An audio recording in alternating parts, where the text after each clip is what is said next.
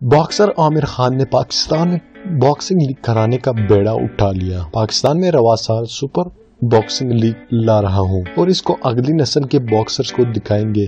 پاکستانی نژاد برطانوی باکسر برطانوی باکسر عامر خان نے پاکستان میں پہلی مرتبہ عالمی باکسنگ متعارف کرانے کے 2 سال بعد لیگ کی بنیاد پر پاکستان کو باکسنگ لیگ لانے کا اعلان کر دیا۔ عامر خان نے ایک ویڈیو میں کہا کہ پاکستان میں رواں سال سپر باکسنگ لیگ لا رہا ہوں اور اس کو اگلی نسل کے باکسرز کو دکھائیں گے۔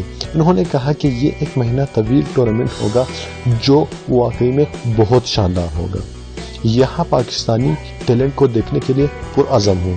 عالمی شہرت یافتہ باکسر کا کہنا تھا کہ یادگار لمحہ ہوگا۔ مجھے یقین ہے کہ ہمارے پاس بے پناہ ٹیلنٹ ہے لیکن کسی نے اس کی نشاندہی نہیں کی اور امید ہے کہ 2018 میں پاکستانی باکسرز کے لیے ایک بڑا سال ہوگا۔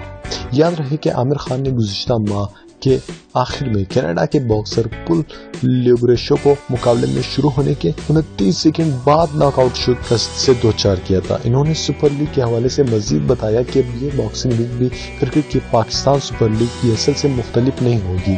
عامر خان نے ویڈیو میں کہا ہے کہ میں نے ٹیموں کے نام بھی تجویز کیے ہیں جن میں Islamabad Kings, Lahore Giants, Karachi Devils, Faisalabad Falcons, Multan Thunders, Peshawar Warriors اور کوئٹہ سٹارز شامل ہیں۔ ان کا کہنا تھا کہ ہر ٹیم میں 6 باکسرز ہوں گے جن میں سے 5 مرد اور 1 خاتون باکسر ہوگی۔